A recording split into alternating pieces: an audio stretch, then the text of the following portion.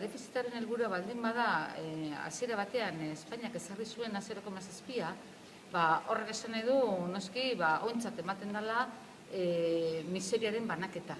Orduan, ikusten ari gara, alde batetik, Montoro ministroak berak, kolokan ipini duela ja honezkero neurri hori. Katalunian honezkero ja planteatu dute ez dutela aintzat hartuko. Frantziak berak 1,3tik 1,6ra pasatu izan da.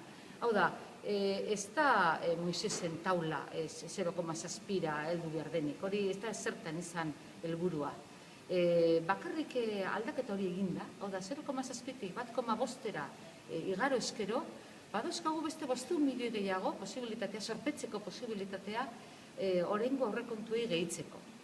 Eta hori esaten dugun bezalaxe, beste zenbait arlo ere ikusi behar dira, ez? Ez da ulertzen nola planteatzen den dirua aurreratzea tren batean, hau da, gastatzea horretan EITB-ko